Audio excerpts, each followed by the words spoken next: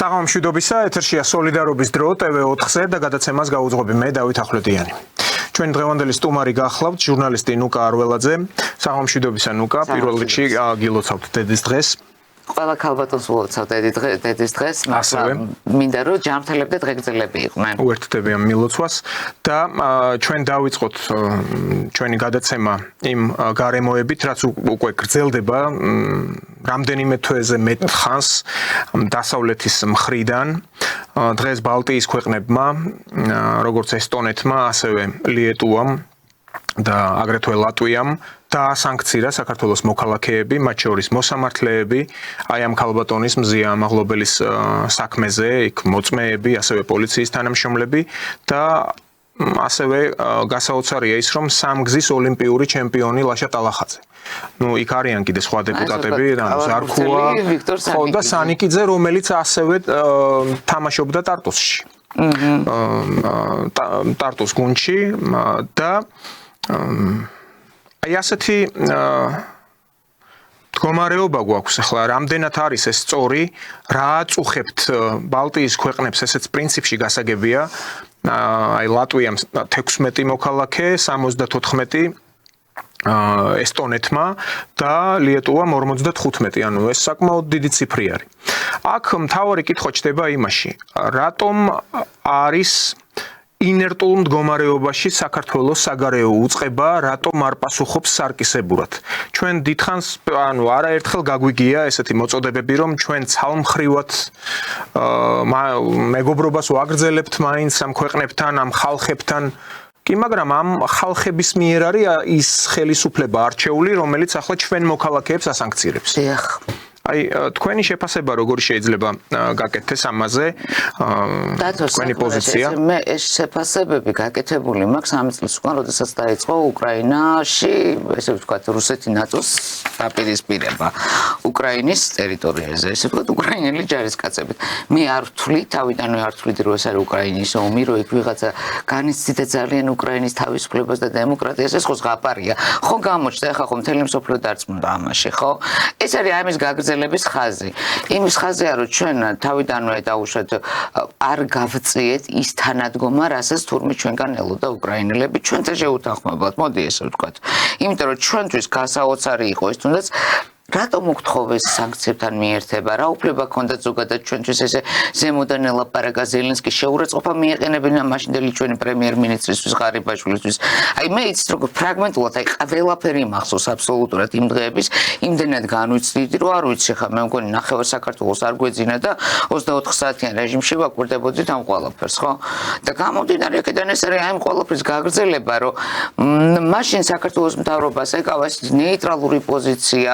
დაუშვათ ჩვენ არ დავსვით კითხვები რა მოხდა ბუჩაში, ვინ იყო დამნაშავე, რანაირად მოხდა ეს ყველაფერი. აღმოჩნდა რომ იქ დღემდე პასუხისგაუცემელია ყველა კითხვა აბსოლუტურად, ხო? თუმცა ახლა გულზე მჯიღი ირტყა მთელმა მსოფლიომ. მთელი მსოფლიო პარლამენტები იდგა და ტარს უკრავდა, მადლობა ღმერთს, ჩვენ არ გავაკეთეთ ეს. ტარს უკრავდა ზელენსკის, ხო? აი რამდენი თვე საქართველოს აი მთავრობის რაღაც გარკვეულ ოფიციალურ სხდომებს და რაღაცებზე უკრაინის დროშა იყო საქართველოს და ევროკავშირის დროშასთან ერთად. ჩვენთვის ეს მაშინაც გამოხიზიანებელი იყო და ეხლაც გამოხიზიანებელი იქნება, როცა მე დავინახავ, რომ ჩემი ქვეყნის დროშის პარალელურად რომელიღაცა ქვეყნის არ უნდა იდგეს არც ერთი ქვეყნის დროშა.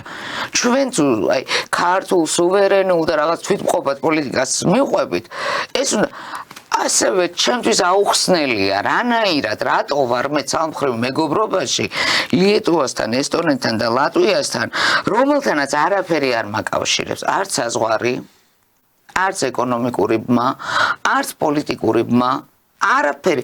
აი რა ვალდებულება მაქვს მე საქართველოს, იქნებ გითხრან მაინც, რომ ჩვენ ვიცოდეთ. იგივე მოხდა ხო მაშინაც ახლა ბოლოს, როდესაც რუსეთმა გააკეთა რეზოლუცია გაეროში ფაშიზმის წინააღმდეგ. მაკა ბოჭორიშვილი ადგა და გამოვიდა დატოვა დარბაზი ლიეტუვის, ესტონეთის და ლატვიის მინისტრებთან ერთად, რომლებიც ერთი კვირით ადრე ამავე ministris გადადგომას ითხოვდნენ. Ჩემთვის ეს ის კითხვა გაუცემელი, პასუხგაუცემელი კითხვა. გესმის? და თუ აი მე ვერ ვიგებ ამას და იქნება იცი რა მოვა ის დრო ალბათ მე რაღაცას ვერ ხვდები. შეიძლება არ მაქვს ამდენი განათლება, შეიძლება ამდენი მიხვედრა არ მაქვს. მე ვერ ვიგებ ამის პასუხები არ მაქვს როგორც მოქალაქეს. და ალბათ ჩვენ მივიღებთ ამის პასუხებს, იმიტომ რომ მიმაჩნია რომ არასწორია. მიმოჩნია რომ ჩემი ქვეყანა არ უნდა იმცირებდეს თავს. მე იმიტომ ავერჩიე ჩემი ხელისუფლებმა, რომ ამაყად და ღირსეულად წარადგინოს ჩემი ქვეყანა საერთაშორისო დონეზე. ამაყად და ღირსეულად, აი როგორც ახლა მე მიამაყება ის რომ აი სტიქიის დროს აი მთელი სტრუქტურები ფეხზე დადგა, ხალხს დაეხმარა, ის რომ ახლა ხელისუფლება აიღებს ამ ვალდებულებას რომ დაზიანებული სახლები აღადგინოს. რა თქმა უნდა მე მიამაყება, იმიტომ რომ მიმაჩნია რომ ბიუჯეტი სწორედ იმისთვის აქვს ქვეყანას, რომ მოახმაროს ქვეყნის განვითარებას და ხალხის კეთილდღეობას ის ფული, რა ფული შედის ბიუჯეტში. მოდით რა არავინ თავის ჯიბიდან ახლა ხელისუფლებაში ვინც არის დღეს დასაქმებული, თავის ჯიბიდან ფულს არ იღებს და არაფერს არ აკეთებს საერთო ქვეყნის ბიუჯეტიდან, მე არა მაქვს ლაპარაკი დაუშვათ იმ ბიზნესმენებზე და ქველმოქმედ ადამიანებზე, ვინც მილიონობით ლარი გადმორიცხა საქველმოქმედო ფონდში. და არც ისე ცოტა ფული შეგროვდა. მარტო ივანიშვილმა 1 მილიონი გადარიცხა, ხო? გამომდინარე აქედან იცით რა, აი ხალხი და ხელისუფლება ალბათ თუ მხარ-დამხარ არ ივლის, აი ეს ზღვარი გაჩნდება, ის მე ნაპრალი გაიზრდება და აი მე იქნება ამ ნაპრალის შესება ძალიან რთული. დღეს შეიძლება ეს არ ჩანს და ამას ბევრი ვერ ატყობს დათო. მაგრამ ჩვენ ვიცით და გამოცდილება, გინდა შენი, გინდა ჩემი გამოცდილება გვკარნახობს იმას, რომ სწორედ ესე იწყება დაშორიშორება ხალხთან რა. როდესაც ჩვენ პოლიტიკას არ ითვალისწინებ, ჩვენ დამოკიდებულებას არ ითვალისწინებ. მე ვფიქრობ, რომ ახლა ხელისუფლებას გასაგებია რა ტაქტიკაცაა გარჩეული უფრო დაცდის. დაცდის იმ გაგებით, რომ ყველაფერი რო დაილექება, უფრო გამოჩნდეს მეტად ამაღლებული, ვიდრე ეს ბალტიის ქვეყნების ხელისუფლებები. რაღა უნდა გამოჩნდეს იმის მერე, რაც ჩვენ ვნახეთ ტრამპის კაბინეტში. კი ბატონო, აი სწორედ ამის თქმა მინდოდა. უკაცრავად ახლა მე საქართველოში ლაშა ტალახაძე და ვიქტორ სარნიკიძე მეორე და მესამე არ მყავს. და არც ერთის ფასი არ არის ამაღლობელი ან თუნდაც მისთანები ამ ქვეყანაში. ერთმაც და მეორემაც საქართველოს სახელი გაიტანა ღირსეულად საქართველოს გარეთ, იყვნენ ჩემპიონები და ამაყად ამბობდნენ, რომ არიან ამ ქვეყნის წარმომადგენლები. მისანქცირებ მე შენ ტალახაძეს და სანიკიძეს, დანარჩენებზე აღარ ვლაპარაკობ. ჩემთვის ეს ორი ფიგურაა საპირწონე, იცი? და ვისანაცვლოდ, იმიტომ რომ ზია ამაღლობელი, რომელიც არის მოძალადე ქალი. და რომელიც იმიტომ რომ ქალია და თავისუფლება მისცა და ხელი გაარტყა პოლიციის უფროს, მე უნდა შემეცოდოს და დავინდო? უკაცრავად მე ვინ დამინდობს? აბა მე შემეშალოს რამე. აბა მე არასწორად ვთქვა რაღაცა. მე დამინდობენ? არ დამინდობენ. ხო, და აი ახლა მაგალითად ეს ესტონეთის საგარეო საქმეთა მინისტრი ეს მარგუს წახკნა, ну ეს გვარი აქ ისეთი ყურს ხდება ქართულს განსაკუთრებით. ხო, და წაკლას რო ეთქვა მე და კი ბატონო, უბრალოდ ვეღარ ხო. მოკლედ და აი ასეთი პერსონები რო შერჩეული ყავთ მიზანმიმართულად საქართველოზე განცხადებებისთვის, ეს ერთ გადაცემაში უკვე აღნიშნია ეს უცნაური გვარები რო გქონდეს ჟიგი მანტასები და ასე. ხო. მაგრამ ეხლა ეს საგარეო საქმეთა მინისტრია ეს კაცი და პირდაპირ თამამად მთელი სია საერთო ჯამში 93 მოქალაქეა. უკვე ესტონეთის მიერ დასანქცირებული. და არიან იქ ახლა ფიზიკური პირები, რომლებიც კონკრეტულად იმ საქმესთან, ამ ზია ამაღლობელი საქმესთან დაკავშირებული ან დაკითხულები, მოსამართლეები და ლაშა ტალახაძე, ირაკლი ზარქუა, სანიკიძე, სამხარაული, ეს გელა სამხარაული და ბექა ოდიშარია. ბექა რაშვაშია, ბექა დეპუტატიც აღარ არის. აი ასეთი გადაწყვეტილება აქვს მიღებული. და ადრე იმაზეც ქონდა ჩვენ საუბარი რა აწუხებთ ყველაზე ძალიან ამ ბალტიის ქვეყნებს. აქ პრობლემა არის იმაში, რომ უფრო გეოპოლიტიკისკენ მიდის ეს ყველაფერი, მათ აქვთ ბალტიკაში არაერთი პორტი, ან თვითონ რიგის პორტი, კლაიპედის პორტი, ლიეტუვაში, ესტონეთში. პრინციპში არტერია შეიძლება უფუნქციო დარჩეს მათთვის. თუ აქ ის შედგა ის პროექტები, რაც არის გეგმაში. ანაკლიის პორტი, შვადერეფანი, ახლა რაღაც კიდე ვითარება იცვლება, ჯერ დაველოდოთ ახლა ჩრდილო სამხრეთის დერეფანზეც არის საუბარი, ვნახოთ, ბევრი რამე კიდე გეგმაშია. და მათ აქვთ წუხილი, ესენი უბრალოდ ვფიქრობ ამოფარებულები არიან ამ დემოკრატიას, ამ პლურალიზმის და ამ საკითხების და ასე ვთქვათ ამ იყენებენ ფარად ამ თემებს, რომ საქართველოში ეს ყველაფერი ირღვევა. და ამდაგვარად ჩვენ გვსჯიან აი ესეთი გადაწყვეტილებებით. ხო და აი საქართველოს პოზიცია უნდა იყოს უფრო მკაფიო და ხისტი ვფიქრობ სარკისებური აქ არ მგონია რომ ამ დათმენით და იმის ჩვენებით რომ აი უფრო ამაღლებულები ვართ ვინაიდან მათ ჩაიდინეს ასეთი მდაბიო საქციელი ჩვენ გვისანქცირებენ ხალხს აცხადებენ პერსონა ნონ გრატად ხოლო ჩვენ უფრო მობიერები ვართ დიდბუნებოვნები, დიდსულოვნები. დიპლომატია საკითხი არის ვენის კონვენცია. ხელისუფლებასაც არ ვუზღუდავთ ხა.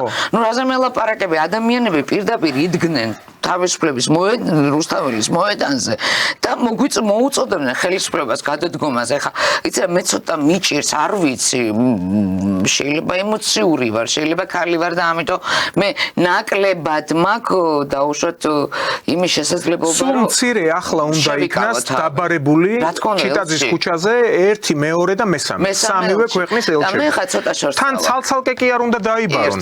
ერთად უნდა დაიბაროს, რომ გაკიცხulis შტაბ-ჭრილება დარჩეს ელემენტარულად მოსახლეობას. სხვა საკითხია გაკიცხავენ თუ არა. ცოტა შორს 90-იანებში გადავინაცვლებ არტერიასთან დაკავშირებით, რაც ელაპარაკე მაგასთან დაკავშირებით. აი ამაზე ბევრჯერ მიფიქრია მე თვითონ რა.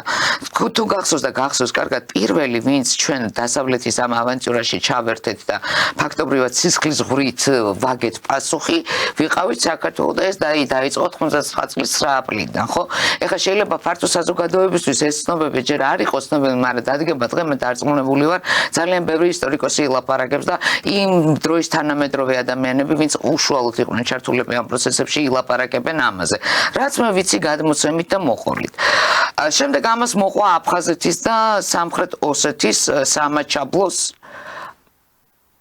გაუაზრებელი ავანტიურული ომები რას ვერ ჩოდით თუ აუქმებთ აფხაზეთს და თუ აუქმებთ სამხრეთ ოსეთის ავტონომიურ ოლქებს რატომ არ გავაუქმეთ აჭარას თუ ეს არ გავაკეთეთ იმათ რას ვერჩო რატო შევქმნით ჩვენ ის პირობა რომ კონფლიქტი გამოიწვია ამან საბოლოო ჯამში როდესაც მე ვსვავ კითხვას რატომ დაიწყო აფხაზეთი და რატომ დაიწყო სამაჩაბლოს 90-იან მე პასუხს არაბინ არ მაძლევს ნაწილობრივ ირიბულად მე შემიძლია გაგცეთ ამაზე პასუხი. უფრო სწორად როგორ არის პასუხი როგორ არ ვიცი, მაგრამ იმაზე მე რო დღეს ვილაპარაკო შეიძლება ესეთი ნიაღვარი წამოვიდეს, რომ ვერ გადავრჩე.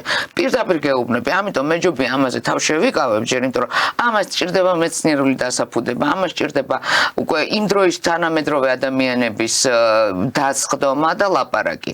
იმიტომ ჩვენი მხელა ავანტიურაში გაგვაბეს 90-იანებში და თან თავზე დაგვაკლეს პრეზიდენტი, რომელიც ჩვენივე ხელით გავაძევეთ, რომ აი სასწაულები აკეთა ქართ. აი ისე გამოგვიყვანეს, იმიტომ ისე მე ვფიქრობდი, რატო ვიყავით ესე კაცო ტერორისტულ ქვეყანად, რატო გვაცხადებდნენ.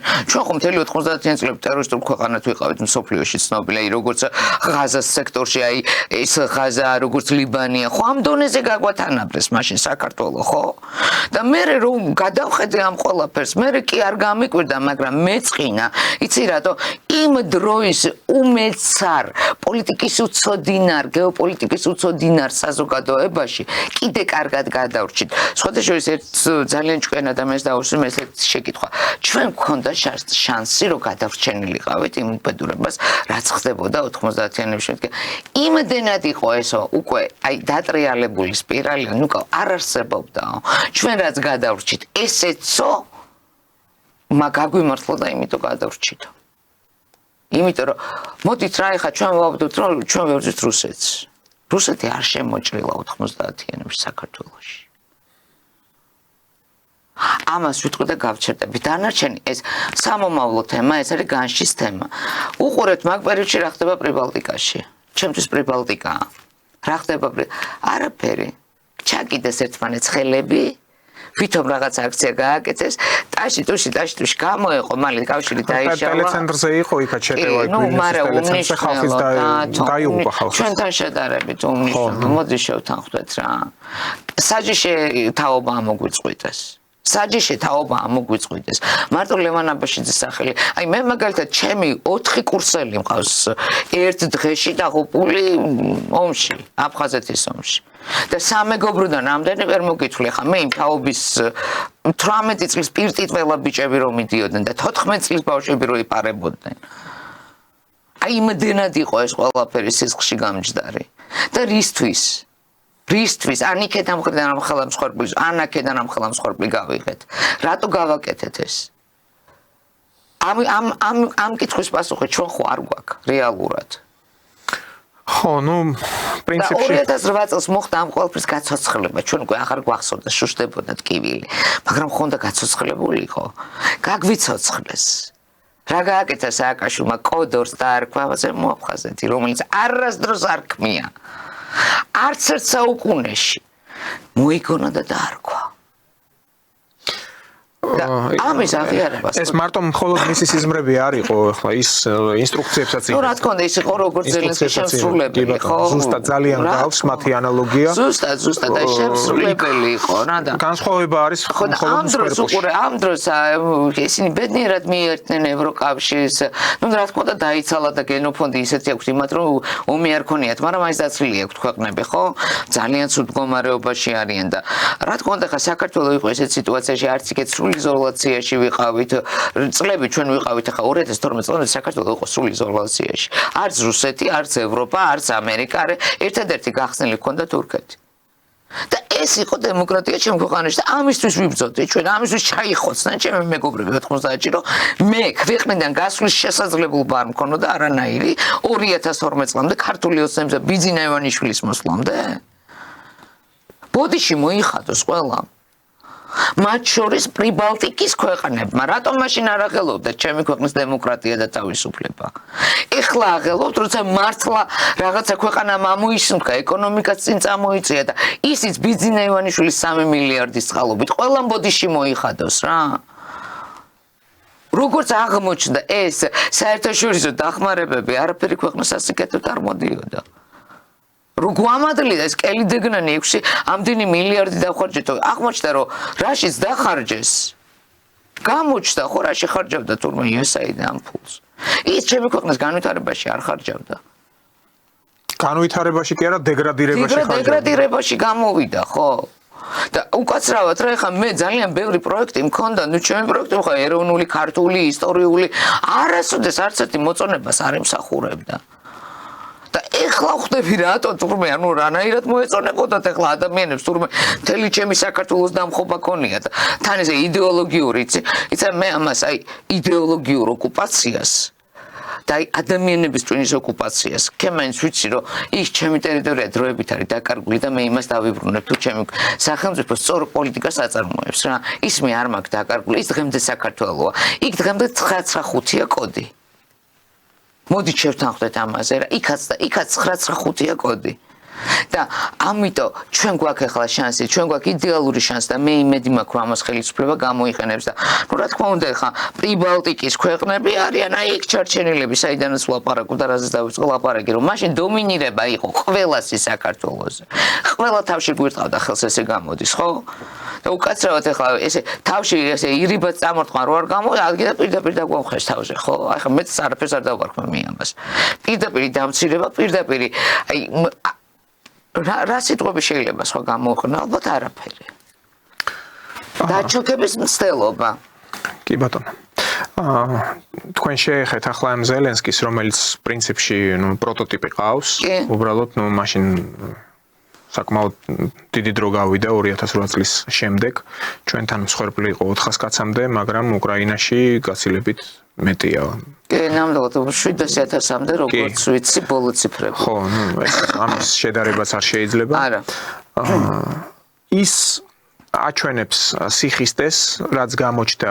ამერიკის შეერთებულ შტატებში ვიზიტის დროს ოვალურ კაბინეტში და უკვე წერენ იმის შესახებ რომ მის უკან დგანან სწორედ ეს კონკრეტული ძალები რომლებიც მას უბიძგებენ რომ იყოს ასეთი მხოლოდ საკუთარი ინიციატივით ის ამდენს ვერ გარისკავდა ვერ გაბედავდა და ტრამპი და მისი ადმინისტრაცია არის საკმაოზე მეტად გაბრაზებული პირდაპირ არის მოწოდებები ლინსი გრემი ეს სენატორები კონგრესმენები უკვე აცხადებენ რომ არათუ ბოდიში უნდა მოიხადოს ანუ ვერ ხედავენ უბრალოდ ზელენსკის პირობებში ამ კიევთან ურთიერთობებს ხო ბევრი იწერება თუ რა უნდა გააკეთოს ზელენსკიმ ამ დღის ჩავლის შემდეგ რაც მოხდა ეს კამათი სხვა მაღალ ტონებზე კამათი ამ ოვალურ კაბინეტში ტუსკმა, როგორც აღმოსავლეთ ევროპაში ამერიკელების მთავარი ერთ-ერთი დასაყრდენი და სტოვრის ფუნქციას ასრულებენ პოლონელები, უმალ მოუწოდა, რომ რაც შეიძლება მალე დაალაგოს ურთიერთობა, ყველაფერზე წავიდეს, თუნდაც ხელი მოაწეროს იმ შეთანხმებას, რაც გამზადებული იყო ხელმოსაწერად. და ზელენსკიც ამბობს, რომ კი უკვე თანახმა მოაწეროს ხელი მანამდეც ამბობდა და მაგრამ იყო ახლა მედიაში იწერება ესეთი ტექსტები, რომ ვითომ ზოგი წერს, რომ აპროვოცირებელი იყო JD Vance და ტრამპი, არანაირად რომ კუთხეში დაეყენათ ეს ზელენსკი, ან თავად ეს ზელენსკი, რომელსაც არ უნდოდა ასე პირდაპირ ფიანდაზად მიერთვა მთელი რესურსები ამერიკელებისთვის. მაგრამ ტრამპი ახლა დღეს საკეთებს განცხადებებს, რომ ხვალ აპირებს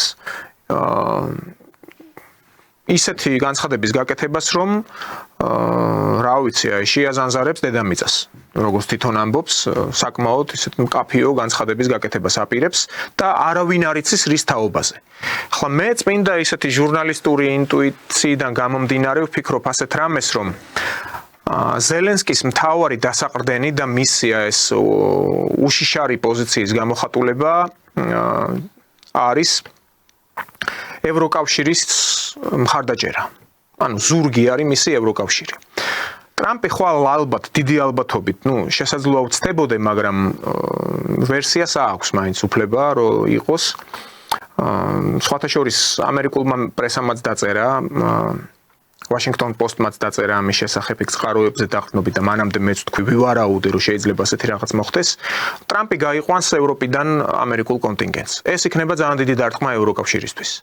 თან ამის პარალელურად ურსულა ფონ დერ ლაიენი, ევროკომისიის პრეზიდენტი, ამბობს, რომ ჩვენ ახლა მაქსიმალურად უნდა გავძლიერდეთ. გავიღოთ დიდი სახსრები იმისთვის, რომ ევროპას კონდეს ძლიერი თავდაცვითი მექანიზმები. ანუ საუბარი არის იმაზე, რომ ევროპა ხდება ცალკეული მოთამაშე. აი თქვენ როგორ ფიქრობთ ახლა სხვა საკითხია რას უზამენ ზელენსკის, როდის ჩამოიწერება, პრინციპში წამზომი ჩართული აქვს და უკვე თქვეს, რომ დრო მასზე არ მუშაობსო. ტრამპის ადმინისტრაციაში ახლა პირდაპირ იწერება, აი პირდაპირ ტექსტები იდება რა, ეს ტელეტაიპივით, ჰედლაინებივით, რომ მას ის არ არის მზად მოლაპარაკებებისთვის, მაგრამ საბოლოო ჯამში დრო მასზე არ მუშაობს. მაგრამ აქ ევროკავშირი არის მთავარი. ეს გაერთიანება, რომელსაც ასევე პრინციპში წნეხიც აქვს ჩვენზე. ძალიან წნეხი არა აქვს, ჩვენ ფაქტობრივად ვლოცულობთ ხანდახან ევროკავშირზე, რატო არ ვიცი. აი მე მაგალითად ვუყურე მთლიანად 59 წუთიან ვერსიას, აი პრესკონფერენციის, რაც ნაწყვეტებით გამოვიდა იმ დღეს. უბრალოდ ამაინტერესა. ვერ ვიტყოდი, რომ პროვოცირება გაუწიეს. ყველაფერი გააკეთა იმისთვის, რომ ვენსი აი გამოსულიყო წყობიდან და ის ლაპარაკი დაეწყო, რა ლაპარაკიც დაუწყო რა. იმდენად ეს გამომწევად და როგორც თავს ამადლი და აი ალბათ ესე რა, მოკლედ რო თქვა, ზელენსკის პოზიცია იყო ესე თავს ამადლი და რომ როგორც მანამდე იყო ნარატივი, ხო აი ჩვენ ვიბძით თქვენი მშვიდობისთვის დაახლოებით ეს. გარანტიებს ითხოვდა მკაფიოს. და ტრამპი ამაზე არ იყო თანახმად. ამაზე მე ეს უკვე მერე წავიდა ეს ყველაფერი ლაპარაკი. საქმე რა შეიძლება მე მაგალითად ტრამპი რომ მოვიდა და ეს deep state-თან პირველი ომი რო დაიწყო პირველივე დღიდან და რაც ყველაზე მთავარი თქვენთანაც მაქვს მგონი მე ნათქვამი დათო ეთერში რომ საგარეო ვექტორი არ იცვლება ამერიკის პრეზიდენტი რო შეიცვალოს მეკი და ადამიანმა დაიწყო საგარეო ვექტორით მუშაობა. ჩემთვის პირველად ეს იყო გამოაუგნებელი, ანუ მაშინ რაღაცები მე ამიტრიალ და რა, ანუ ის დალაგებული რაც მქონდა ამერიკასთან მიმართებაში მივხვდი რომ მართლა იცვლება. მე კი ესეთი რაღაცა დავწერე კიდეც რომ ტრამპს ძალიან გაუჭირდება deep state-ის დამარცხება, იმდენად დიდი ქსელია მსოფლიო მასშტაბით გასული და ალბათ მეთქი ეს ხუმრობით დავწერე მეკავშირეებად რუსეთი, ჩინეთი და ჩვენ ვეყოლებით მეთქი. ოღონდ ეს ვიხუმრე. და მე რაღაცა პერიოდის მერე აღმოჩნდა რომ მართლა ეს სურათი ლაგდება დააკვირდი, იმიტომ რომ ტრამპი ხვდება თუ ეხლა ეს არ მიიყვანა ბოლომდე ამერიკა როგორც ქვეყანა მართლა აღარ იარსებებს, იმიტომ რომ ბრიქსის ალიანსი იმდენად ძლიერია. ამას კარგად აცნობიერებს. ნომერ მეორე პირველი თუ არა მეორე არ მე ხო არის უკვე რუსეთის არმია თავისი თანამედროვე იარაღის ჩათვლით ხო არეშნიკოზე და აი მეორე როა კიდე აღარ მახსოვს რა ქვია ბევრი აქვს ხო ძალიან ბევრი აქვს ხო ნუ რო ვნახე ამას დამაინტერესა და რატომ ჩამოყვევდა მართლა შოკი მქონდა აღარაფერს ვამბობ ჩინეთის დრონების აი ნომერ პირველობაზე მსოფლიოში აღარაფერს ვამბობ დანარჩენი ბრიქსის ქვეყნების შემადგენლობებზე სიტყვაზე იმედი არ ეხეთ თუ არა რესურსი აქვს ადამიანური ამათ ვერ დაამარცხებს ვერც ევროპა და ვერც ამერიკა ერთად გაერთიანებული აი ეს ყველაფერი კარგადაა გაცნობიერებული ტრამპის გუნდს მე ამ დასკვნას ვაკეთებ დღეს უკვე რა და გამომდინარე აქედან საერთოდ არ გამკვირვებია პუტინთან მისი აი ეს ადეკვატური ნაბიჯების გადადგმა ამ მოლაპარაკებებზე და ამ ყველაფერზე უყურე რა წამოწიეს უკვე ჭკუა წამოწიეს წინ უკვე თეზისებით, ლოზუნგებით და აი ბულეტებით აღარ ელაპარაკებიან მსოფლიოს. აი დიპლომატიის გაღვიძება დაიწყეს. აი ურსულა რო დადგა და ვაიმე რუსეთი სარიცხი მანქანებიდან ჩიპებს იპარავს, აი ესეც სისულელეს აღარ ვისმენთ ჩვენ უკვე. და თან ამ სისულელეზე რო უნდა დაგეჯერებინა და ტაში რო უნდა დაგეკრა, ეს იყო ხო მთელი უბედურება. გავიგეთ რომ მთელი მსოფლიო მედია ნაყიდი ყოფილა ხო აი USAID-ის მიერ რა თავისუფალ ჟურნალისტიკაზე მელაპარაკებიან ჟურნალისტიკა როგორც იარაღი ისე იყო გამოყენებული ხო ამანაც ნგრევა დაიწყო იმდენი რაღაცის ნგრევის მომსწრეები ვართ ჩვენ ახლა და თუ რომ ალბათ საქართველოს უკვე რაღაცა მომენტში უკვე უნდა აყვეს აი ამ ყველაფერს ჩვენი ინერტული მედია ნაყიდია რა თქმა უნდა აი ჩვენთან გადახედეთ ჩვენ ტელეარხებს ხლა არ მინდა ესე გამომივიდეს 48 საათი იყო გასული იმ დღეს. აი ერთ-ერთ ეთერს დავაკვირდი, people metri ხო არის ხო? 10 კ ეწერა, ანუ 10000 მნახველი ყავდა არასრულ 48 საათში. მე მოვედი და პროდიუსერებმა მითხრეს რა 10000-ო 25-ო. აი ვზივართ ერთ სტუდიაში. რომელსაა გადახედეთ არც ერთს. გნებავთ ის აიღეთ, ანუ გლობალისტები აიღეთ, გნებავთ ის ეს ცალკე უბედურებაა საქართველოში. ეს აი ხა იცით რა არის, რატო არიან ესენი უფრო თამომად უყურეთ კი დაუშვათ USAID-ის შეწყდა, NED-ის შეწყდა, მაგრამ ამათ ზუსტად იმ ევროპის იმედი აქვთ. იმ ევროკავშირის იმედი აქვთ და მაქედან წამოსული ფინანსების იმედი აქვთ, იმიტომ რომ ჩვენთან USAID-ის თანხები თუ მოდიოდა ნაწილი დაუშვათ საელჩოს მხრიდან მოდიოდა, თუ მოდიოდა ევროკავშირის მხრიდან, რა ისე ნაწილდებოდა, ხო იყო მაგათი სქემები გადანაწილებული.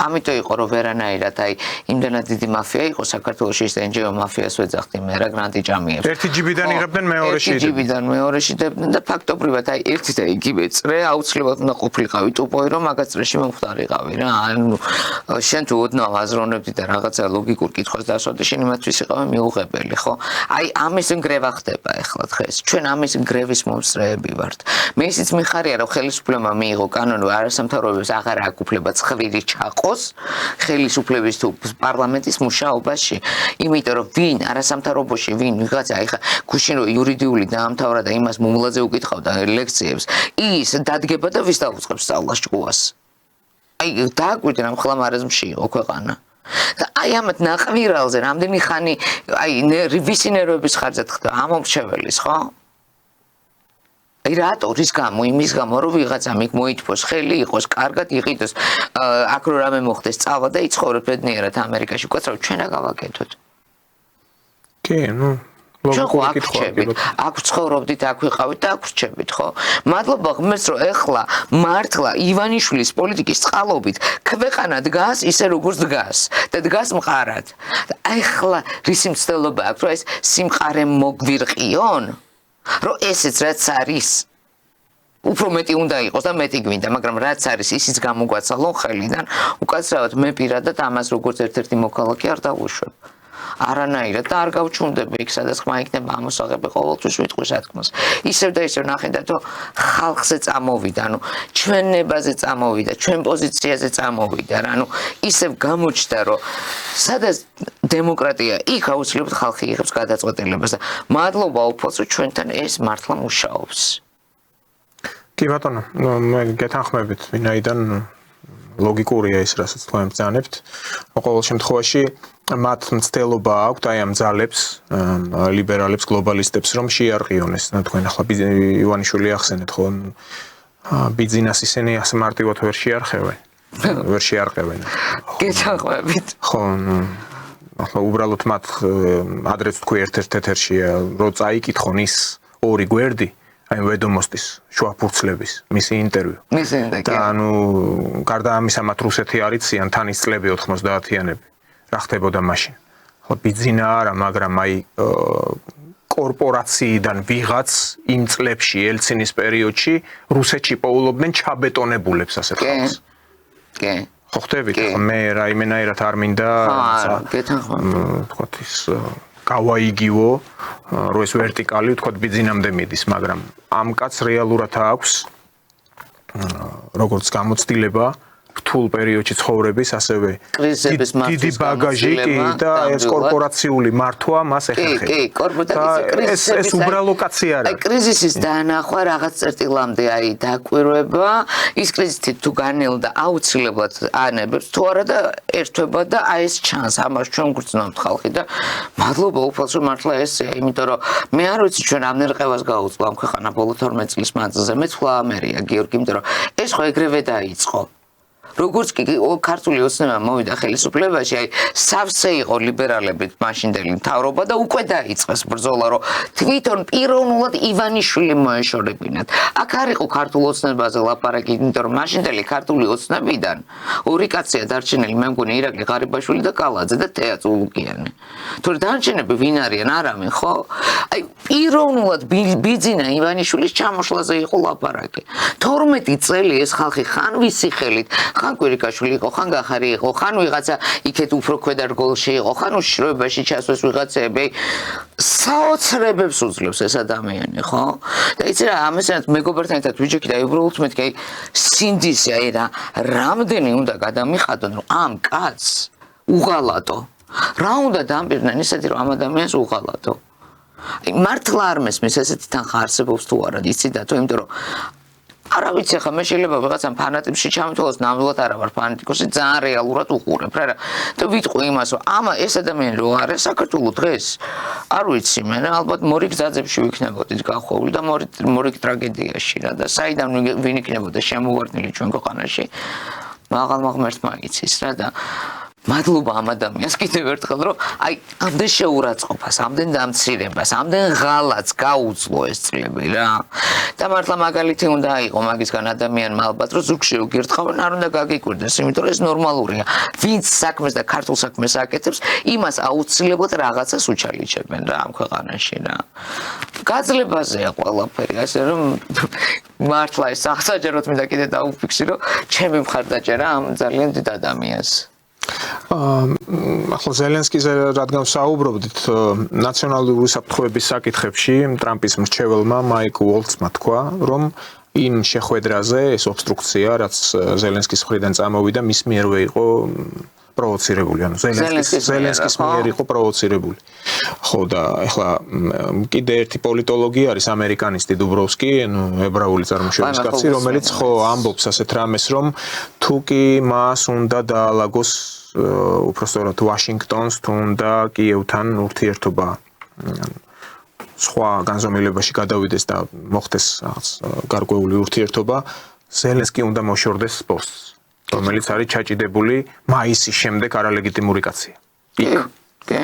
ხო და განცხადებებიც კეთდება, ახლა მასკმა დადო, ილონ მასკმა დადო კარიკატურა, სადაც არის რკინიგზა დახატული. და ამ რკინიგზაზე პირდაპირ ჩაწყობილები არიან ეს უკრაინელები და მოდის მატარებელის და ზელენსკი გვერდზე დგას შლაგბაუმით.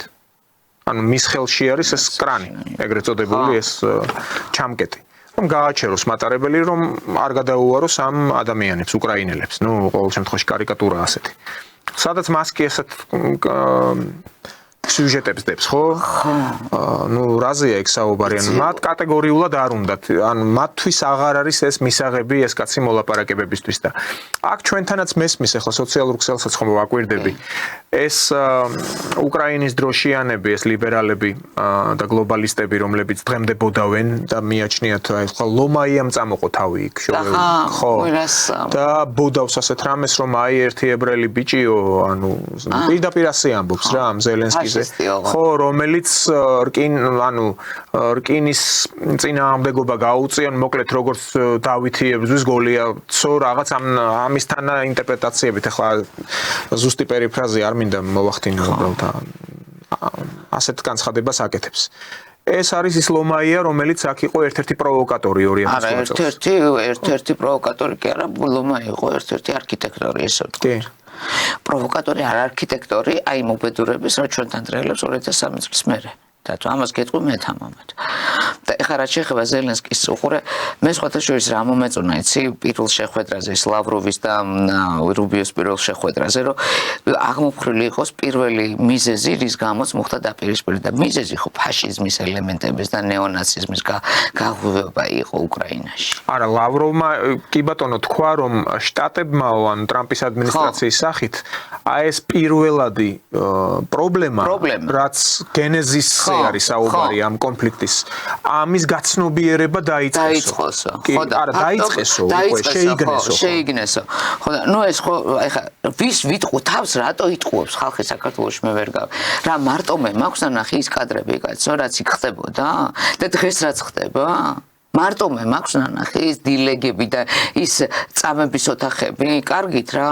ესეთ რაღაცას ვერ მოტყვა, რა ჩვენთან ტყუილი იყო სააკაშვილის რეჟიმი, რასაც აკეთებდა, აბა გაბედოს ვინმე თქვას რომ ტყუილი იყო. ჩვენთან რაც ხდებოდა, არაფერი არ არის იმასთან, რაც იქ ხდება დღეს. იქ უარესია. უბედურება ხდება, უბედურება ტრიალებს. და რას ლაპარაკობ ეხლა? იგივე რაც ხდებოდა, ჰიტლერის დროს გერმანიაში, ხო, არანაირი განსხვავება ის არის, ეხლა არის 2021 წელი ინტერნეტი გვაქვს და მეტი ინფორმაცია უფრო ჩქარა ვრცელდება. და რაც მაშინ იმუშაო პროპაგანდა 40-იან წლებში და სიტყვაზე აი ამერიკის შეერთებულ შტატებში ჩატანილი კინოფილმით უყურებდნენ ახალ ამბებს. ეხლა ესე ხო აღარ ხდება. ეხლა ჩვენ წამებში ვიგებთ ყველა სიახლეს, ხო? ის რომ 18 წლის ბავშვები მიყავთ მოტყუებით ჯარში, ესეც ხო ტყუილი არ არის. და აი ხა გეხვეწები რა ვის მიადგება ეს ფაშიზმი? იქ აღზევებული ნეონაცისტები არც რუსეთს მიადგება, არც საქართველოს. იქ პირდაპირ ჩირაღნებიანი მარშები იყო. ჩვენი სასაზღვრო ძალები ამაზე იზრუნებენ. იდარდოს ამაზე ევროპამ, ვინც, აი როგორც ევროპამ ჰამას შეუწყო ხელი, როგორც აი ეს ორგანიზმი შექმნილიყო და ჩამოყალიბებულიყო და ჰამასის აი ამ უბედურებამ, რომელიც 7 ოქტომბერს დაატრიალეს, გამოიწვია ათასობით ბავშვის სიკვდილი ღაზას სექტორში და ღაზას სექტორის ხალხის უბედურება. აი დაახლოებით იგივე ხდება უკრაინაში რა. კი. აი უხეში შედარებად კი იქ არის რაღაცა ნიუანსები და კიდე იცი რა მაღიზიანებს და თო აი იმაზე მეტი ნიუანსი რა უნდა იყოს ღაზაზე არ ლაპარაკობდნენ ეს ლიბერალები ლაპარაკობდნენ უკრაინაზე და იქ იმაზე არ ლაპარაკობდნენ და მე იცი კიდე რა არ მომწონს არ შეიძლება რუსეთ-უკრაინის და საქართველოს-რუსეთის ურთიერთობის შედარება ჩვენ პირველი მსხვერპლი ვიყავით ამ საერთაშორისო ავანტურის იგივე რუსეთის არავინ არ ლაპარაკობს რუსეთი რა ნაკლებად დაზარალდა უკაცრავად ეხლა პუტინს უჭკუა იყო და თავის დროზე მიხვდა რა ხდებოდა და თავისი ქვეყნის დაცვა შეძლო ამისთვის როგორ უნდა გაამტყნო ქვეყნის მმართველი რომელიც საკუთარ ხალხს და ქვეყანაზე ზრუნავს თან უდიდესი ქვეყნის მმართველი გამოგიყენებს აბა რას გიზავს თუ თავს გამოაყენებინებ არ დაგინდობს თუ მტრობას დაუწყებ გთავაზობს ხო პარტნიორობაზე არის ლაპარაკი. სხვათა შორის ამაზე როდესაც დაიწყო უკრაინაში ეს ომი ერთ-ერთ ეთერში არ მახსოვს რომ ტელევიზიაში ვთქვი რომ ალბათ მეთქი ჩვენთვის მისაღები იქნება რუსეთი თუ ჩვენთან ურთიერთობას პარტნიორულ საწყისებზე დაიწყებს მეთქი და როგორც მონას ისე არ შევხედავს მეთქი რა. აი სრულიად იცი არ იყო მაშინ ეს. მერე ეს ურთიერთობები გამოსწორდა. დათბა ჩვენს ხურეს ურთიერთობები. მე ვფიქრობ რომ იმისთვის რომ აი როგორ რანაირად დავიბრუნებ ჩვენ დაკარგულ ტერიტორიებს თუ ერთ მაგიდასთან არ დაჯდა საქართველო და რუსეთი მე არ მესმის მესამე ვარიანტი მე ვხედავ რომ ტრამპის ინტერესი არის ამერიკა და მე მესმის მისი მართალია ამერიკა უპირველეს ყოვლისა რა თქმა უნდა ამერიკას უნდა მიხედოს რა თქმა უნდა ეს ამერიკის მისახედა ჩვენ თუ გამოგიყენებ შენ წამოგიდებს იღლიის ქვეშ რა როგორ წამოიდო ზელენსკი არ დაგინდავს ხო უნდა მიხვდე ამას ხო უნდა გაიგო აღზევებული მდაბიოს დაცემაა ხო უყურებთ ჩვენ ახლა ზელენსკის დაცემას ტაშს უკრავდა მთელი რას უკრავდნენ ტაშს რას ვაიმე ზელენსკიმ გაბედა პუტინს წინააღმდეგობა გაუწია ხო სულ ზელენსკიმ გაუწია წინააღმდეგობა პუტინს და უკაცრავად 2014 წელს ოდესაში რო ცოცხალ ხალხი დაწვეს 2014 წელს არავინ არ აშუქებდა იმას აქ კრიმში ბავშვები რო დახოცეს რატო არის ალია ანგელავ რატო ამაზე არავინ არ ლაპარაკობს რამ გამოიწვია ეს ყველაფერი კი, ამაზე აქ არ საუბრობდნენ, ნუ ყოველ შემთხვევაში ჩვენი თემა ცალკეა, რუსეთ საქართველოს თემა ეს ცალკე დაჯდომის საკითხია. ამას სხვა განხილვა ჭირდება. ამას ჭირდება მე კიდევ ერთხელ ვთქვი, ისტორიკოსების, აი საზოგადო მოღვაწეების, იმ დროის ადამიანების, ვისაც ოღონდ რეალური ადამიანი, მე კი არ ვიძახი, ვიღაცა რო ვიღაცის ინტერესებს ატარებდა, არიან ჩვენთან შემორჩენილი, მადლობა ღმერთს, ეს კატეგორია რა და სწორი განსაზღვრება დაჯდეს რა.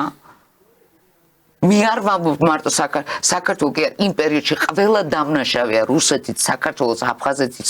აი ყველანი დამნაშავეები ვართ, იმიტომ რომ ყველას ეს გვაქვს გასაცნობიერებელი, რომ ჩვენ მოვყევით რაღაცა ძალიან დიდი ავანტურის სპირალში. და ჩავკალით საჯიში თაობა აფხაზეთში. კი, ნუ ახლა იქ ასევე ჩატარდა ეს მეორე ტური არჩევნების. იქ პუტინმა უკვე მილოცვაც გააკეთა იმ გამარჯვებულ გუნბას მიმართ, მისამართით, იმ არძინბამ წააგო. სხვათა შორის აქ დაიწყეს უკვე საუბარი იმაზე, რომ არიქა რუსეთი ანექსიისთვის ემზადება საბოლოო ანექსიისთვისო აფხაზეთისო. მე არ ვფიქრობ, რომ ეს ასე იყოს. ხო, ეს ანაკამდე რა უშლიდა. რა თქმა უნდა, ეს უფრო ის მხარეა, რომელიც აი პირდაპირ ჩასაფრებულია, რომ ტრამპი რომ გადააგორო 4 წლის შემდეგ რამე შეიცვალოს და ისევ დაიწყო იგივე არჩევნები, ეს ხურიგარეში არჩევნებად ითვლება ხა იქ არაღიარებულ ტერიტორიაზე. რამ გამო რუსეთის წინააღმდეგ იცალები რა დაიძინეს და აღარ გაიღვიძა. ბანი კიდე ცალკე თემებია მოსალოდნელი. ესე მარტივად არც იქ არ არის და მით უმეტეს კრიმინოგენური სიტუაცია საკმაოდ რთულია იქ. აი დაახლოებით ალე ჩვენთან რაც ხდებოდა 90-იანებში ესეთი შემილია ვთქვა რა და იგივე სამაჩაბლოშიც. ასე ესე მარტივად ვერ მეც წავიკითხე შეფასებები რა ესე რაღაც ესე ბიჭო დაჯექი რა დალაპარაკებას წინ არაფერი ნებისმიერი კონფლიქტი თუ მისი მოგვარება გინდა გვარდება მხოლოდ დიალოგით და თუ ჩხუბი გინდა კონფლიქტის გაგრძელებაა ხო მაშინ ნუ არქმევ მას კონფლიქტის მოგვარებას მორჩა აი ესე ძალიან მარტივი ხო კაცობრიობას ამაზე უკეთესი არ მოუგონია არაფერი და ამიტომ ვიძახი მე რომ ეს ისეთი თემაა რომელიც მოითხოვს აი საზოგადოების წევრების დაჯდომას, საუბარს, ერთმანეთთან გახსნას. რატო დამანულია, მოდით მე ვიტყვი ხმამაღლა, იქ ჩვენ ფაშისტებს გვეძახიან ქართველებს. მოდი კითხვა დავსვათ, რატო გვეძახიან ფაშისტებს? მადლობა ღმერთს ჩვენ ყოფნის გონი და ჩვენ არ ვეძახით არაფერს ხო აფხაზებს ვეძახით დებს და ძმებს მაგრამ მოდით რა დავსვათ კიდე რატომ რა აიძულებთ იმათ რა ძალა მუშაობს ჩვენ წინააღმდეგ ესე რომ ეს ადამიანები ზიანდა გვეძახიან ფაშისტებს ეს ხო გასაშლელია ეს თემა როდემდე ვიტყუოთ თავი ჩვენ ამით ანუ კაცებად აფხაზეთის თის დაბრუნება რო გვინდა აფხაზების გარეშე რო არ გამო ამას ხო ყველა ვაცნობიერებთ რუβერან ვერ გაყრეს იქედან აფხაზებს ესეც ხო ვიცით და გინდა სამაჩაბლოში ეს ხო ავტომატურად ნიშნავს რომ შენ ნებისმიერი კონფლიქტი უნდა მოაგვარო დიალოგით და ლაპარაკით და ურთიერთობით ურთიერთობას დაწყება უნდა მესამე პირი ანუ ამ შემთხვევაში უკვე ჩვენ რუსეთთან გვაქვს ხო აი ეს საკითხი გასახილული ვნახეთ ევროკავშირმა და დასავლეთის ძალებმა რა როლიც ითამაშა დაფინანსებული აქვს იქ არასამთავრობოები, რომლებიც საქართველოს წინააღმდეგ მუშაობდნენ ევროკავშირს. ხო გასკდა ეს ამბებიც. კი ბატონო. რამაგერ ავანტიურაში ვიყავით, ხო? აქ რუსეთთან დაპირისპირებაში ვართ. იქ დაუშვათ აფხაზეთთან დავასებთან და ამ დროს აქ ჩამოდის ევროკავშირი მე რაღაც ზღაპრებს მიყვება და იქ ჩადის და იქ ზღაპრებს უყვება და მე ჩემ წინააღმდეგ განაწყობს. ნაცვლად იმისა რომ შემრიგებლური ორმაგი სტანდარტებია ბევრი. რა თქმა უნდა, ორმაგი მაგალითს მოგიყვანთ. რადიო თავისუფლებაზე, ხო? ხო. გახსოვთ ალბათ ლუკაშენკას წერენ 10 ამთავრებენ. ალექსანდრს არ წერენ, ალიაქსანდრს წერენ. კი. ხო, ნუ რა მაგალითი შეიძლება, ნუ ვლადიმერს არ წერენ, ვოლოდიმერს წერენ, ხო, ან სერგეის არ წერენ, ან სერგის და წერენ სერხის. ხო და ახლა ამ აფხაზკაცზე გუნბაზე, რომელსაც ბადრი ქვია პრინციპში ქართულად, შეუძლიათ ბადრი დაწერონ, ხო? არა, ბადრა დაწერეს. რომ აფხაზეთთან ყოველთვის იყოს დაძაბულობა. ანუ ვინ აკეთებს ამას? რადიო თავისუფლება. ხო, წარმოგიდგენიათ, ხო, კონგრესის მიერ დაფინანსებული. ხო, ანუ ორმაგი სტანდარტია, აქ მიზანმიმართულად აკეთებენ ესეთ რამებს. ჩვენ ამაზე უნდა გავახილოთ თვალი. მე რატო ვლაპარაკობ? ეხლა ეს ჩემთვის მე ვიცი. მე მინდა როგორც საზოგადოებამ თავი არ უნდა მოვიტყუოთ. ჩვენ არა გვაქვს იმის ფუფუნება, რომ იცი რა თავი მოვიტყუოთ, ერთმანეთს მოვატყუოთ და ვთქვათ, რომ აი მეცი რა ჩვენ ანგელოზები ვართ. და სხვები არიან ხიხიები, ამ პირიქით სხვები არიან ანგელოზები და ჩვენ ვართ ხიხიები. არა. ჩვენ და გავარკვიოთ ეს ადამიანური ურთიერთობა. ადამიანი ლაგდება მხოლოდ საუბრით რა და ურთიერთობის დაალაგებით. სხვა მხრივ გამორიცხულია, რა ვიცი. თუ კიდე რამე რეცეპტი არსებობს, მითხრა და კი. ჩვენ კიდე ახლა ბეწვის ხიდზე დავდივართ მეთქიას ცოტა უკვე ესე ხშირად ითქმის ეს ტერმინი, ამიტომ ასე არ ვიტყოდი, მაგრამ გამოწვევების წინაშე კიდევ ვართ. კი, და ვიქნებით ნუ რა ამის ანალიზის საფუძველს რა იძლევა, ახლა ჩატარდა ხო აფხაზეთში ეს არ აღიარებული აფხაზეთი, დე ფაქტო არჩევნები, ვიცით ეს ყველაფერი. ჩვენზე კარგად არავინ არ იცის. მაგრამ უკრაინის საგარეო საქმეთა სამინისტრო რო იცლის იმისთვის რომ განაცხადოს იქ ნოტა გამოაგზავნოს რომ ჩვენ არ ვაღიარებთ ამ არჩევნებს ну ამით რის თქმა უნდა თქო გასაგებია რომ დგანან ეს კონკრეტული ძალები ეს deep state ეს ევროკავშირში ის ძალები რომლებსაც აქ მუდამ-უნდათ არევა ვითარების ეს ნოტა რომელზეც ხო ანუ ყოველ შემთხვევაში ინფორმაცია ცნობილი გახდა ხო ხო და ეს ხო უცხადესია რომ აქ ფრონტალური დაპირისპირება რამდენიმე ძალას შორის და ეს ყველა ვარიანტში chance ეს არც დაიმალება თავარია ჩვენ როგორ გადავიტანთ ამას ყველაფერს რა ძალების მობილიზება დაგჭირდება ამისთვის და კარგია ის რომ თითოეული ქართველი გარდა თავღიებისა რომლებიც ახლა ფეხებს აბაკუნებენ ხანდახან რუსთაველზე აცნობიერებს იმას რომ სუვერენიტეტი არის ყველაზე მნიშვნელოვანი ფაქტორი და თვითყოფადობა კი ბატონო ნუ ჩვენი თავარი ახლა ერთ-ერთი გზა არის ის რომ მაქსიმალურად ყველაფერი ავწონდავწონოთ არ გავაკეთოთ ისეთი მკვეთრი მოძრაობა მაგრამ ჩვენი ხაზი მაინც უნდა გავატაროთ კაფეო რა თქმა უნდა ხო დანარჩენი ახლა ნუ რა ვიცი ადამიანები აანალიზებენ რაც ხდება ყველაფერი ვიხილეთ ახლა დღეს მაგალითად ასევე სანამ სტუდიაში შემოვიდოდი უსმენდი ზახაროვას რატო უსმენდი სომხურსაიძე შევედი რომ სომხეთი ახლა ხო აქტიურად ცდილობს რომ ევროკავშირთან დაახლოების ეკონომიკური ანუ ასოცირებაზეც აღარ არის ლაპარაკი პირდაპირ ევროკავშირის წევრობაზე აქვს აქცენტი აღებული და სომეხი ჟურნალისტი ეკითხება ზახაროვას აი უტყამს წრეს რა აი ცდილობს ყველანაირად რაღაცა დააცდევინოს რომ როგორ აისახება ეს მომავალში ეს ურთიერთობა თქვენ ხომ გვაფრთხილებთ რომ თუ წახვალთ ევროკავშირისკენო აქ პრობლემები შეგექმნებათ და ახლა ევრაზიული ეკონომიკური კავშირის წევრია სომხეთი და მინდა გითხრათ სანამ უფრო დეტალურად და ვისაუბრებ ამაზე დღეს ასევე გამოქვეყნდა მონაცემები ევროკავშირის ქვეყნებში თვითონ ევროკავშირში და დიდ ბრიტანეთში თუ შიდა მარგი პროდუქტი არის მაჩვენებელი 0.9 ან 0.8 რუსეთში შიდა მარგი პროდუქტის ზრდა არის 4%. ეს დიდი ციფრია. ძალიან. ანუ გადაუსწრომათ.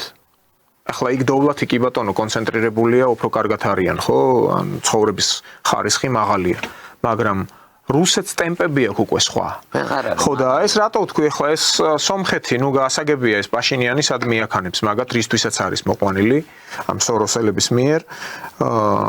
ხო და აი როგორ უნდა გაწევრიანდნენ ამ ევროკავშირში თუ შეიძლება თავზე დაემხოთ ყველაფერი. ხო მე აქ რაღაც ნოსტრადამუსობას კი არ ვაპირებ. უბრალოდ ამის თქმის საფუძველს და საშუალებას მაძლევს ის, რაც უკრაინას გაუკეთეს. უკრაინა ხო ჩვენზე ადრე გახდა კანდიდატი ქვეყანა. უკრაინა ხო რამდენი მილიონია ხო 50 მილიონი და განახევრდა ეს ქვეყანა. განახევრდა ეს ქვეყანა. ჩვენ სულ 3 მილიონი ვართ. უზარმაზარი პოტენციალის მქონე ქვეყანა იყო. და რა მდგომარეობაში ჩავარდა. ნუ სომხეთს რა აქვს? ნუ კი არის იქ ტუფია არტიკის საბადოებია, ნუ ბრილიანტს ამუშავებდნენ, გრანებს უქლიბავდნენ, ალმასებს, რაღაც, ნუ კონიაკის წარმოება აქვს იმის ევროკავშირმა აქაც კი გაწნეხა კონიაკს ნუ გაეძახითო რაღაც სხვა დაარქვითო. ბრენდი. ხო, იმიტომ რომ ადგილმდებარეობის მიხედვით კონიაკი იქ საფრანგეთშია, ნუ კონიაკს ნუ ეძახითო.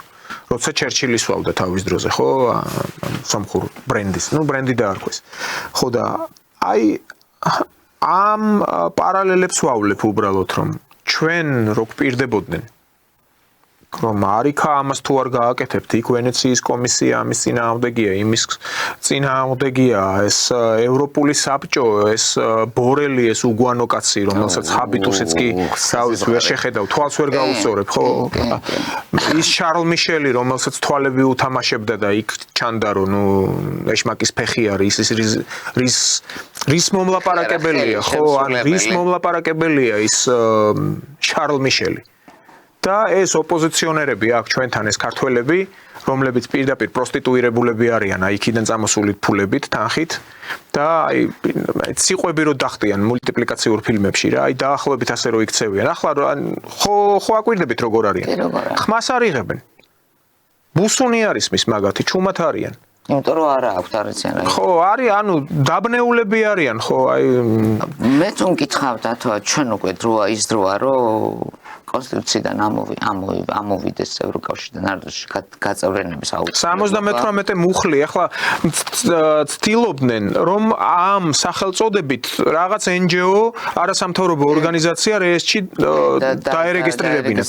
ნუ არიე თქვა, ნუ ეს იურიდიული საკითხი ეს ერთი, მაგრამ ეს არის ნონსენსი რომ ხვალ, ანუ JD Vance ამბობს და მას კი ამბობენ რომ ნატოდან გამოსვლა უნდა შტატებს და თუ კი ნატო დაიშალა ხვალ ანზე ჩვენ რატო გვაქვს კონსტიტუციაში მიწასთან გაასწორებს ევროკავშირის გაერთიანება და ჩვენ გეოგრაფიულად სხვაგან ვართ ჩვენ ქვეყანას აი ახლა თუ აქ რაღაცა ეკონომიკური წინსვლა დამიჯერე აყირავდება ერთ წელიწადში ბალტიისპირეთის ქვეყნებზე უარესი დაგვემართება ვინმე სხვა არ ეჩვენება რომ კაი ცხოვრებაა ბალტიისპირეთში რა ცხოვრება მე მკითხეთ და გეტყვით აგას ვამბობ ზუსტად ლატვიაში ნავები დააჩეხინეს რომ ქაფშია არ დაეჭირათ ძალიან ბევრი ჩემთვის საპატივცემო მათ შორის ჩემთვის აქსი აი ნაწილობრივ ხედავენ ევროკავშირის დაშლის ვარაუდს ჩვენ სად მივდივართ აი ის რაც მოხდა ტრამპის ოვალურ კაბინეტში ზელენსკისთან ეს იმაზეც მიუთითებს რომ ევროკავშირში ერთიანობა არ არის ჯორჯია მელონიმ ჩამოართვა ზელენსკის ხელი ეხლა ხო ჟესტების ენა ხო ეხლა ჩვენ ჟურნალისტებს გვეხერხება ამოვიცნოთ განსაზღვროთ რომ რას ფიქრობს ხო მიმიკები ბევრს აჩვენებს ეს ლაკმუსივით არის ეტყობოდა ამ ქალბატონს რომ დაყენებული ღიმილი აქვს და დიდად არ სიამოვნებს ამ კაცთან ხელის ჩამორთმევა გეთანხმები ზუსტად ეგრე იყო ხო ან მე არ მატყუებს ხო ან რაც ხედვა რაც შევამჩნიე იგივე ხა ფიცო და ორბანი უკვე პირდაპირ წავიდნენ რომ არა და მორჩა ორბანს დღეს ჰქონდა ტრამპთან საუბარი და არ უცელდება რა თემაზე ისაუბრა რაზე ილაპარაკა ზავა გავრცელდა მისი დილანდელი განცხადებები რომ წინააღმდეგ წავიდნენ რომ არანაირი სანქციებთან ახალი სანქციების პაკეტი და არანაირი დახმარების პაკეტზე დახმარება მოკლედ ამათ უკვე ამოიღეს ხმა ანუ მიეცათ უკვე ამის შესაძლებლობა ხმა ამოიყონ რა ნუ მოლდავეთში ხო ცალკე არის კოშმარი ხდება რუმინეთში მე ისიც აი მართლა იცი რა არის გუშინ კიდე გადამამოსმეტობა გამეპარა მოლდავეთში რომ მოლდაური ენა აკრძალულია აი ეხა აი ეს მოლდოვაზე შეიძლება წერია გეხვეწები მითხარი რა დოიჩე ველე წერს მე მიკვირს უბრალოდ ეხა მე ამ კორპორაციაში სტაჟირება მაგავლილი კვალიფიკაციის ამაღლების თემაში ვიყავ მთელი ერთი თვე გერმანული პედანტიზმის თვალსაზრისით ბევრი რამის სწავლა შეიძლება, ბევრი რამე ავითვისე სასარგებლო. ძალიან სკრუპულოზურად ერთხელ რაღაც ტექსტიც კი მათარგმნინეს. აი უკვე ეგ სემანტიკურ თემებში შემოვიდნენ, რომ უბრალოდ თარგმანი კი არ გვინდა, აი წერტილი მძიმე და ეს ზემძიმე რო არის, ინტონაცია სადმიდის ანუ ისე უნდა ერთ გერმანელს თარგმნა იქ რაღაც და კოლეგიალურად დავეხმარე, ხო? ძალიან ბევრი რამის სწავლა შეიძლება, მაგრამ რა ტექსტებსაც ახლა ვკითხულობ, თვალებს არ უჯერებ, აი ხანდახან აი უყურებ და გუშინ იყო მაგალითად ასეთი რამე, რომ პრორუსი კანდიდატი რუმინეთის საპრეზიდენტო ამ ჯორჯესკუზეა ლაპარაკი, პრორუსიო, წარმოგიდგენიათ რუმინელი და პრორუსი, ეგ ხო ნონსენსი, ანუ აბსურდია. ხო, ანუ აი მოლდოველზე შეიძლება ითქვას, ხო, მაგრამ აი შენ წარმოგიდგენია რუსეთის და პუტინის რამ ხელა აღიარებას აკეთებენ მაგით? ნუ ვოვა ეხლა ცოტა ისე ფამილიარულად ვამბობ, ეხლა მის სახელს ვოვა იყო იმ დღეს ნირვანაში. როდესაც უყურებდა ამ ჯეიდი ვენსის და ტრამპის დაპირისპირებას ზელენსკისთან. ძლიერია პუტინი, რომ მთელი ევროკავშირის, ამერიკის და დანარჩენი მსოფლიოს ყოფნა-არყოფნის საკითხი წყდება, მაშინ ძალიან ფრთხილად უნდა ვიყოთ ჩემო კარგო რა. აი პირდაპირ. და მინდა გითხრათ, რომ აი პუტინის ის სიტყვები, სადაც ის ამბობს, რომ ზელენსკისთან უბრალოდ ჩვენ გსურს მოლაპარაკებები, ჩვენ არ გსურს სისხლის დაღვრა და არ გსურს გაგრძელებ, ნუ გასაგებია ეს წინააღმდეგობას რატო წევენ, იმიტომ რომ უკრაინა მიიჩნევს, რომ შესულია, შეჭრილია მის ტერიტორიებზე. ეს არის პრობლემა, კი ბატონო. მაგრამ პუტინი სხვა რამეს ამბობს, რომ ეს ხალხი არ არის მზად მოლაპარაკებებისთვის.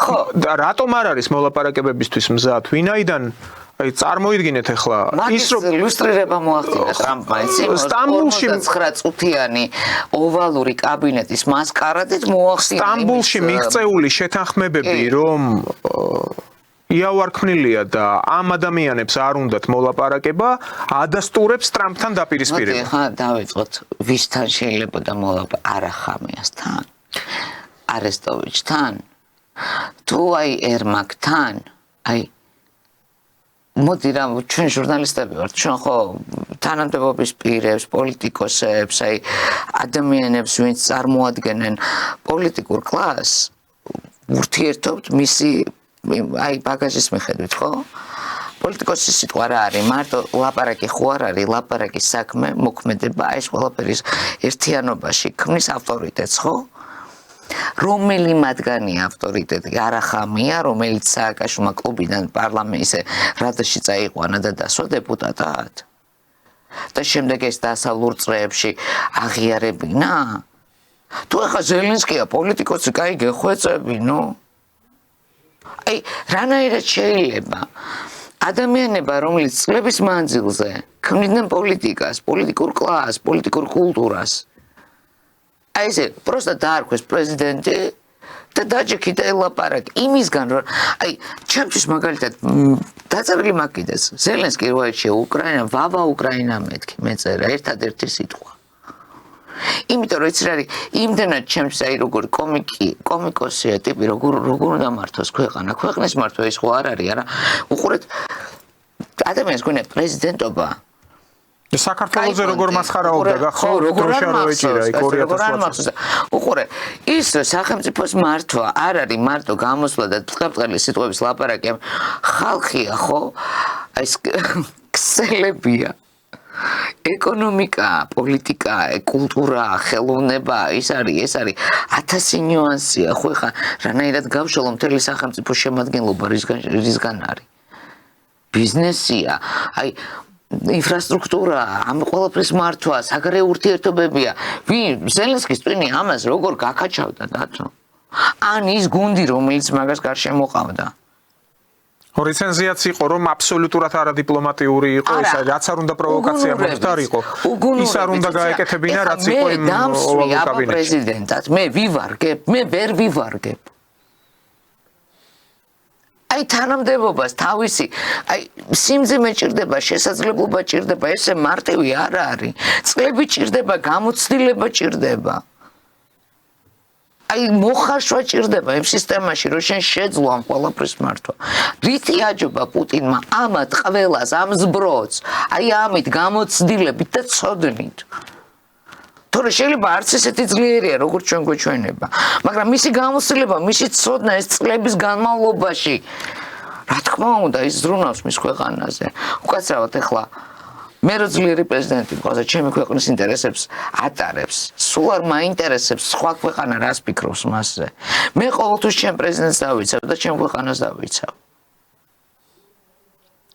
ხო, ანუ პუტინის შესახებ მე გეტყვით ასეთ რამეს, რომ ახლა იქ პეტერბურგის უნივერსიტეტში იურიდიული ფაკულტეტი კი დაამთავრა, მაგრამ მე თავად გახდით ამ უნივერსიტეტში რაღაც სამეცნიერო კონფერენციაში მაქვს მონაწილეობა მიღებული. სპირტების რექტიფიკაციაზე და ასე შემდეგ. ანუ საკონიაკე წარმოება საქართველოში ადრე ჯერ კიდე სტუდენტობის დროს. იქ არის ძალიან დიდი ბაზა. უბრალოდ ჩათვლები რომ მიიღო უნივერსიტეტში, ან დაბალი შეფასება. და გარწმუნებთ ის დაბალი შეფასება იქნება ბევრად უფრო მაღალი ვიდრე რომელიმე ევროპულ უნივერსიტეტში. ეჭვიც არ მეპარება. აი ეჭვიც არ მეპარება, იმიტომ რომ იცი რა, მე მაგალითად უკვე ვაიმე იცი კემბრიჯი აქ დამთავრებული. всё ხვდები რომ მეჭკვიან ადამიანთან აღარ მაქვს საქმე. აი მე რა მივიღე 30 წლის მანძილზე. აღმოჩნდა რომ ის სკოლა რომელიც მე საბჭოთა სკოლა დავამთავრე, ნებისმიერ მათგანზე ძლიერია. იმიტომ რომ ჩვენი სკოლა მის რა გვასწავლა თვით განვითარება. მე რომ რაღაცა მაინტერესებს დღეს ამისთვის ინსტიტუტის დამთავრება კი ამჭირდება, ვждები და ამ მასალას ვიღებ და ვსწავლობ. და მე მივხვდი რომ ეს აი ჩვენი თაობის ჩვევაა. სკოლაში გამომუშავებული ჩვევა, რომელიც მე გამოყვა ინსტიტუტში, მე გამოყვა ცხოვრებაში და გინდა არ გინდა შენ უკვე თანამედროვე ელემენტს აღარ ჩამორჩები, იმიტომ რომ შენ ამას სწავლობ. შენ ეს გასწავლეს პატარა რო იყავი ტვინში ჩაგიდეს რომ მთელი ცხოვრება უნდა ისწავლო. დავცინოთ რენის, მაგრამ ეძახდა ეს კაცი სწავლა და აღმოჩნდა რომ მართალია. კი ბატონო. და ამასობაში ჩვენ რა გაგვიკეთეს 90-ში საბჭოთა განათლება დაგვიკნინეს და მიწასთან გაგვისწორეს. ხო, განათლება კიდევ ერთი ძირითადი პრობლემა, რომელიც შესაძლებელია საქართველოში. თავად ტენდენცია, რაც დღემდე ქონდა ეს ლიბერალური დღის წესრიგი. აუცილებლად განათლების სისტემაში შესაძლებელია სრულიად. მოდი შევთანხმდეთ რა. კი ბატონო. იდეოლოგია უნდა შეიქმნას, სად მივდივართ რა გვინდა და რატო გვინდა. ნუ იდეოლოგია ისეთი საკითხია, ცოტა პირწმინდად უნდა მოხდეს ამის ყველაფრის შემზადება. მაგრამ თვითონ დღის წესრიგი აი ამ ლიბერალური განათლების კურსის არის მთლიანად ძირეულად შესაძლებელი. ის ახლა მოდი დავუკვირდეთ, ისთვის ამოგიღოს ჩვენ პასპორტებიდან მამის სახელი და ეროვნება, იმიტომ რომ ეს იყო მზადება გენდერი, აი მშობელი ნომერი 1, მშობელი ნომერი 2, სადაც მამის სახელი არ იყო საერთოდ. კი დასტურებთ ამისთვის კეთდებოდა სწორედ. მე ვფიქრობ, რომ ზუსტად ჩვენ თუ ამაზე უარს ვამბობთ და აღარ გვეშინია უკვე ამის ლაპარაკი, კეთილი ვინებოდა დამიბრუნონ მამის სახელი და ეროვნებაც ჩვენ პასპორტში რა. მე არ და არ მიტყდება რომ ქართველი ვარ. და მე მინდა რომ ამის დამადასტურებელი ცნობაც მქონდეს. ხო. ვენეციის კომისიის დასკვნის თანახმად ადმინისტრაციულ სამართალდარღვევათა კოდექსსა და შეკრებებისა და მანიფესტაციების შესახებ კანონში ცვლილებები უნდა გადაიხედოს. კიდევ მოძღვრავენ. ხო, ნუ აი რატო უნდა მაინტერესებდეს მე დღეს ვენეციის კომისია რას მეტყვის? მივხვდით რომ ეს კომისია არანაირი დამოუკიდებელი და არანაირი თავისი აზროვნებით შექმნილი არ ყოფილა. ხო, რასაც უკან ნახებენ და ჩასახებენ, იმას გვეუბნებოდნენ ჩვენ, ხო? ხონდა შევაჩეროთ უკვე აი ეს რაღაცა გაუთავებელი გაწიე გამოწიეს თამაშები, არა? ხო, ნუ ალბათ საჭიროა რომ გარკვეული ისინი მოხდეს რა ძვრები ამ კუთხით და გარკვეული ცვლილებები და რეფორმები დავიწყოთ უკვე თუ გვაქვს ამბიცია სუვერენიტეტზე, გვაქვს ამბიცია თვითმყოფადობაზე, გავაკეთოთ ის რაც ესე მნიშვნელოვანია. Ursula von der Leyen ამბობს ასეთ რამეს, რომ ხვალ იქნება ეს 6 რიცხვისთვის მზადება არის, მაგრამ ხვალ ევროკავშირის წევრ ქვეყნებს ევროპის გადაიარაღების გეგმის შესახებ ვაცნობებო. ჩვენ ვიცით რომ კიდევ ერთი სამიტი იგეგმება ზელენსკის მონაწილეობით 6 რიცხვში. ხო, და ჩვენ ხანგრძლივი მშვიდობა გვსურს. მაგრამ მიაქციეთ ყურადღება რას ამბობს, რაც მხოლოდ ძალაზე შეიძლება დამყარდეს. ანუ ესენი მშვიდობა ომის გაუგეო, ხო იცი? ჭკუას ვერ სწავლობენ. კი, ანუ ნახეთ, აი ჭკუას ვერ სწავლობენ ესენი. რამდენი მაგალითი უნდა მოვიყვანოთ, ან რამდენ გადაცემაში რომ ეს არის ფორცხზე ფეხის დაბიჯება მათთვის. გეთახმე. რამდენი დღეს აი გამახსენდა უბრალოდ დღეს არის 3 მარტი. დიახ. 1878 60 88 წლებში რუსეთ-თურქეთის ომის პერიოდი სან-სტეფანის ზავი გაფორმდა. და რუსებმა იგნატიევი იყო, თან ვიხსენებ მეხსიერებაში, ესე დიპლომატი, სუპერ დიპლომატი, რომელიც სან-სტეფანი ეს ზავი გაფორმდა მაშინდელი კონსტანტინოპოლის ერთ-ერთ გარეუბანში. ანუ რუსეთი, რომელიც წარმოიდგინეთ ოსმალოს ეომებოდა და ოსმალოს მოუგო. რომელსაც ნახევარი ევროპა და ამას ტყუილად არ ვამბობ. ეს ზავი სწორედ გულისხმობდა იმას, რომ 100,000 ჯარისკაცი მაშინდელი შეფარდებით, ახლა ხო 9 მილიონი არის ლაპარაკი, რომ უკრაინაში მთლიანად დაიღუპა. 100,000 რუსი სამხედრო და ჯარისკაცი დაწვა იმისთვის, რომ ოსმალოსგან გაენთავისუფლებინა ევროპა, ცენტრალური ევროპა. გეჭა. სერბეთი, ბულგარეთი, რომელიც 500 წელი იყო უღელის ქვეშ. პლოვდივში რო გამივლია, ხო, აი ქალაქში პლოვდივი ერთ-ერთი ხუთეულში შედის ყველაზე უძველეს ქალაქებში, როგორც აი კართაგენი, ათენი, იგივე ქუთაისი, რა ვიცი, ძველი ქალაქების ხუთეულში შედის. ეს ამფითეატრი არის დღემდე და ეს ულამაზესი ქალაქია. ყოველ ქუჩის კუთხეში არის მემორიალური აბრები. ეს არის კაპიტან იერომენკოს სახელობის ქუჩა. ეს არის ანუ მეორე მსოფლიო ომის დროინდელი კი არა, პირველ აი როდესაც აიხლა რასაც ვამბობ სან-სტეფანის ზავი, რისთვისაც გაფორმდა.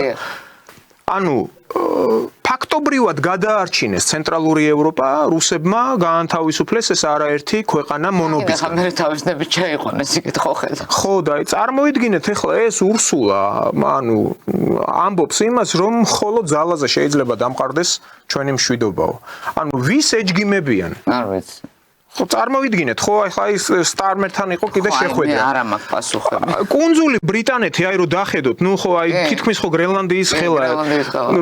რუსეთს ყავს ჩრდილოეთის ფლოტი, ანუ სევერნი ფლოტ. იქ არის აი აკულას კლასის 951 პროექტის რაკეტანოსცები, ანუ რაკეტბზიდები. აი წარმოიდგინეთ 18 ასე პირდაპირ შახტაში არის ჩალაგებული, თბილისში მზადდებოდა იმის წნევის აპარატების ხოთა შორის. ეს სიმონიანის ესკაბეში. მე და ჩემი მეგობარი ვლაპარაკობ ერთი ღილაკის დაჭერით 10 წუთში აღარ იქნება იქაურობა. ჩვენ აი ვუცავდით დავშვით აი რისი იმედით დაიწყეს ომი რუსეთთან. და ვთქვი ესეთ რაღაცა, ალბათ მეთქი დარწმუნებულები იყვნენ, რომ პუტინი ატომს გამოიყენებდა. და ეს ძალიან მალე გადაიჭრებოდა. ანუ ეს ხალხი მზად იყო მესამე მსოფლიო ომისთვის. თუმცა აი იცი რა არ მესმის, აი ცოტა აი აქ ვერ იმავშები, რომ კაი დაუშვათ პუტინი რომ უკრაინაში ატომს ააფეთქებდა, მაგათ რა აცდებოდა რამე?